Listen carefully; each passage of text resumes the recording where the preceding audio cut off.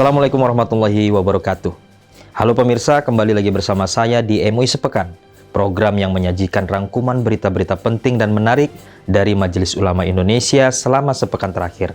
Bersama saya Arif Hasibuan, segera kita simak MUI Sepekan selengkapnya hanya di MUI TV, rujukan umat inspirasi dunia.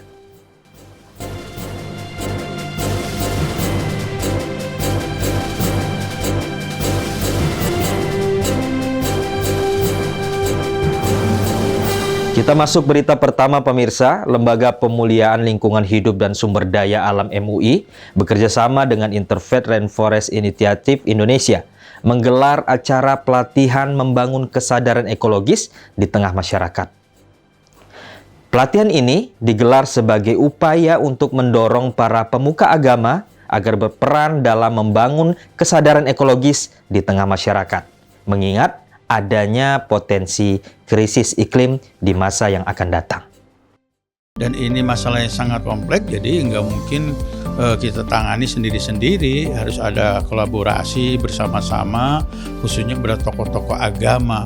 Memadukan ya antara sains itu dengan spiritualitas. Jadi kehadiran dari tokoh-tokoh agama bisa memberikan penguatan kepada penyadaran juga pada mereka-mereka mengambil kebijakan. Jadi ini sangat strategis sekali ya, dan ini bisa dilanjutkan ya dalam memberikan pembekalan ya kepada para peserta pelatihan ini, seperti itu.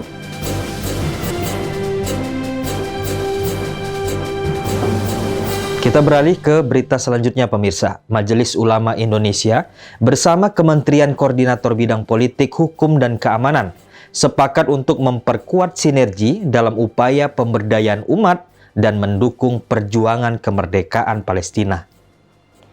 Sinergi ini sebagai bentuk komitmen bersama dalam menjunjung nilai-nilai kemanusiaan dan keadilan global yang sesuai dengan prinsip ajaran Islam. Kami dari tim Kemenko Polhukam, kemudian di sini ada dari Kemenak, kemudian dari KSP dan dari Kantor Komunikasi Kepresidenan. Kami bersama-sama ke sini ya. Pertama adalah kita silaturahmi Pak ya, antara pemerintah dengan MUI, dan pastilah kita akan terus bersinergi Pak. Ya, pasti bersinergi karena MUI adalah bagian dari pemerintahan saat ini.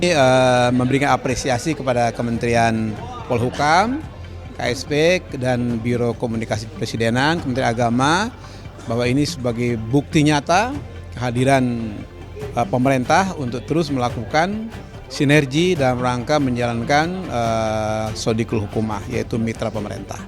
Dalam rangka juga melakukan pelayanan masyarakat.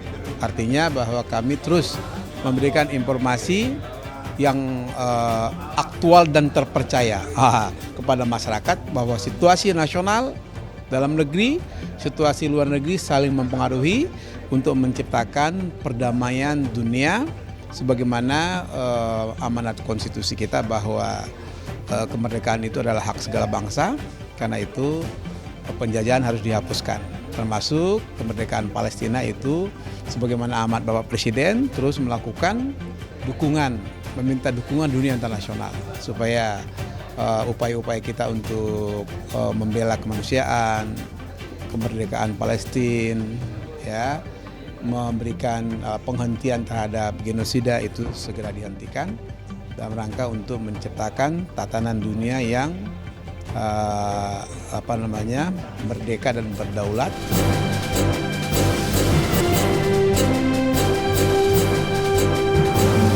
Dalam rangka menyambut milad ke-50 tahun Majelis Ulama Indonesia, Gerakan Nasional Anti Narkoba MUI akan menggelar kegiatan konsultasi penyalahgunaan narkoba di lembaga pemasyarakatan.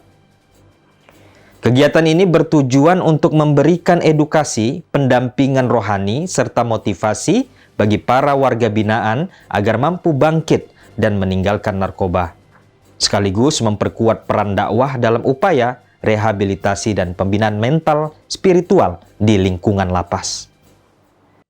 Ganas Anar dalam milad ke-50 ini nanti kegiatannya adalah untuk memberikan konseling ke lapas pemuda di Tangerang.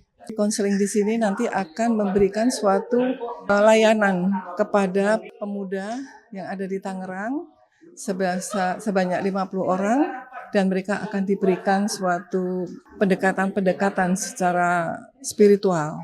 Kalau dalam Undang-Undang Narkotika, rehabilitasi itu masuk di dalamnya adalah konseling, ada terapi. Nah, ini adalah konseling.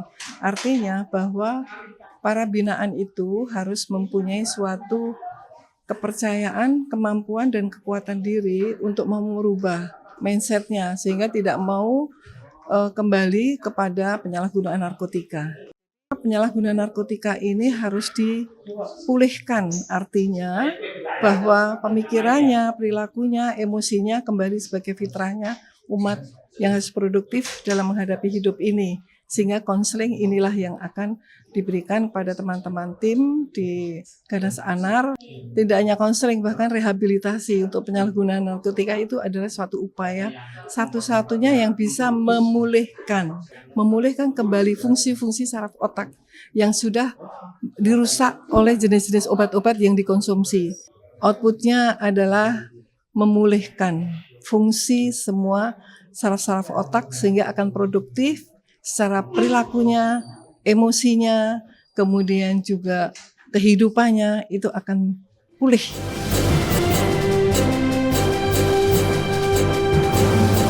Ya, masih dalam rangkaian Milad MUI yang ke-50 tahun. Ketua Panitia Pelaksanaan Milad ke-50 MUI, Rofiqul Umam Ahmad menjelaskan, dalam kiprahnya, MUI telah memainkan peran strategis sebagai penjaga moral, perekat umat dan mitra pemerintah dalam membangun kehidupan berbangsa dan bernegara. Ada beberapa rangkaian kegiatan MUI menjelang di usianya yang ke-50 tahun dalam berkiprah. Apa saja agenda rangkaian milad tersebut? Berikut wawancaranya. Assalamualaikum warahmatullahi wabarakatuh. Majelis Ulama Indonesia pada tanggal 26 Juli 2025 tepat akan memasuki ulang tahun yang ke-50 atau setengah abad. Ini usia yang sangat penting untuk diperingati secara khusus, berbeda dengan tahun-tahun sebelumnya. Nah, pada tahun ini kita mempunyai rangkaian kegiatan dalam rangka milad, yaitu sebanyak 27 kegiatan. Baik itu di pusat, di Jakarta, diselenggarakan oleh MUI Pusat, maupun MUI Pusat menyelenggarakan di daerah, atau oleh MUI Provinsi se-Indonesia. Jadi setelah terbit surat edaran dari MUI Pusat kepada MUI Provinsi dan Kabupaten Kota se-Indonesia, agar teman-teman MUI di daerah menyelenggarakan juga berbagai rangkaian kegiatan dalam rangka memperingati milad yang ke-50 ini. Banyak sekali kegiatannya, dari 27 kegiatan tersebut dapat kami sampaikan beberapa jenisnya.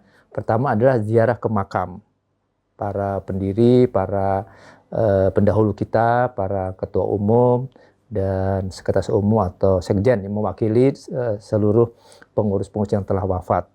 Dan pada kali ini kita akan menziarahi makamnya Buya Hamka, Pak Kiai Liafi dan Pak Kiai Hasan Basri di TPU Tanah Kusir. Lalu ada Pak Kiai Burhani Cokrohandoko di Taman Makam Pahlawan Kalibata, dan di Taman Al-Azhar Memorial Garden di Kerawang untuk menziarahi makam Sekum kita Pak Kiai Ihwansa.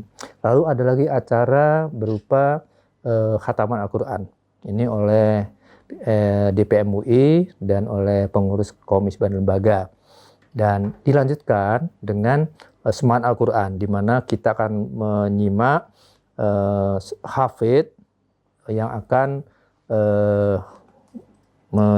membaca secara hafalan Al-Quran 30 juz. Itu di kantor MUI Pusat. Ada lagi kegiatan berupa pekan makan bergizi gratis untuk santri dan siswa. Jadi ini akan berlangsung di Pesantren Asidikiyah dan di Sekolah Al-Jihad di Tanjung Priok. Jadi biaya makan bergizi gratis selama 1 pekan ini mandiri oleh MUI. Jadi kita membantu pemerintah juga yang telah punya program gerakan makan bergizi gratis. Lalu ada lagi kegiatan berupa pengobatan gratis dan khitan massal gratis juga. Nah, dalam konteks ini kita kerjasama dengan Rumah Sakit Sari Asih di Tangerang untuk kegiatan khitan massal, dan untuk pengobatan gratis kita kerjasama dengan Rumah Sakit Islam Jakarta Cempaka Putih. Lalu kita juga punya acara pameran buku karya-karya pengurus MUI dan mantan-mantan pengurus, juga pengurus MUI dari masa ke masa yang telah wafat. Ini kita mengetahui ya, para pengurus MUI sejak dulu kala, sejak periode pertama Buya Hamka dan beliau-beliau yang lain itu merupakan para cendekiawan intelektual yang juga sering menulis buku-buku atau artikel dan sebagainya. Dan pada kesempatan kali ini memasuki usia 50, kita akan menggelar untuk pertama kalinya pameran buku karya para pengurus MUI. Insya Allah akan berlangsung di Masjid Istiqlal, Jakarta. Nah, dalam pameran ini juga akan digelar bedah buku. Ada 4 buku yang akan digelar, yaitu buku tentang biografi Ketua Umum kita dari masa ke masa, biografi Sekretaris Umum dan Sekjen dari masa ke masa, dan ada juga buku 50 tahun penghormatan MUI. Lalu ada lagi satu buku karya seorang bendahara MUI, Ibu Erni, tentang MUI selama 50 tahun ini. Lalu ada lagi kegiatan berupa rapat konsolidasi MUI Provinsi se-Indonesia. Nah, kita mengundang Ketua Umum, Sekretaris Umum, dan Bendahara Umum MUI Provinsi se-Indonesia untuk bertukar pikiran mengenai perkembangan organisasi kita dan selama kira-kira 1 hari. Nah, dan puncak acaranya kita akan menyelenggarakan tasyakur milad setengah abad MUI pada tanggal 26 Juli 2025, harinya Sabtu, pukul 19.30 sampai dengan 21.30. Pada puncak acara milad ini akan, insya Allah ya, akan diselenggarakan 2 peluncuran program besar MUI. Pertama adalah Sekolah Hak Asasi Manusia MUI. Yang kedua adalah peluncuran pengadaan rumah bersubsidi untuk guru ngaji dan dai. Nah, ini kita mendukung program pemerintah Presiden Prabowo yang mencanangkan program 3 juta rumah. Nah, kita ingin berpartisipasi dan kita siap, dan sekarang sedang proses pendataan untuk para dai, para guru ngaji yang akan memperoleh fasilitas kemudahan dalam memperoleh rumah bersubsidi tersebut. Nah, kita juga dalam forum itu insya Allah akan dilakukan penyerahan kunci rumah kepada 50 orang yang telah diseleksi oleh pihak Kementerian Perumahan dan Permukiman serta BP Tapra untuk memperoleh rumah subsidi tersebut, insya Allah. Nah, selain itu di puncak acara juga akan digelar beberapa kerjasama kita, penandatangan MOU antara kita dengan beberapa mitra kerja.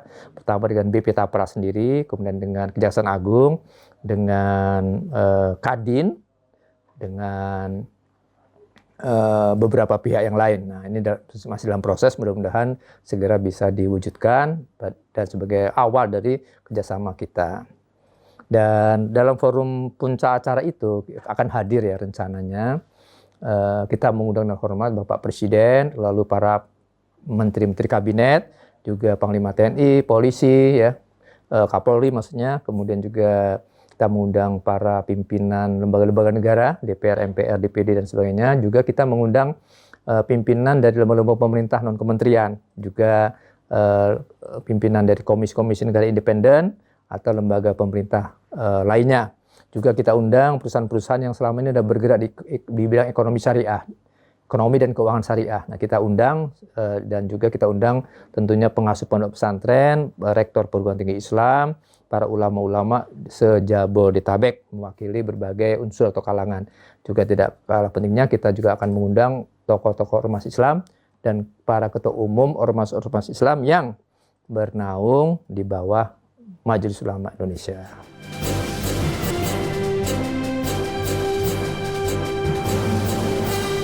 Ya, pemirsa, Majelis Ulama Indonesia telah menegaskan bahwa alkohol yang berasal dari proses non-khamar dan tidak memabukkan serta tidak digunakan untuk diminum dapat diperbolehkan penggunaannya dalam produk makanan, obat, maupun kosmetik.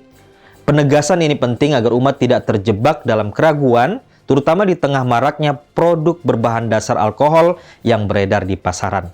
Lantas bagaimana penjelasan tentang bolehnya penggunaan alkohol untuk kosmetik dan obat? Kami telah menyiapkan penjelasannya untuk Anda. Dan informasi ini sekaligus mengakhiri jumpa kita dalam MUI Sepekan pada episode kali ini. Akhir kata, saya Arif Hasibuan, mewakili seluruh kru yang bertugas mohon undur diri. Terima kasih atas perhatian Anda. Tetap saksikan MUI Sepekan hanya di MUI TV, rujukan umat inspirasi dunia. Wassalamualaikum warahmatullahi wabarakatuh.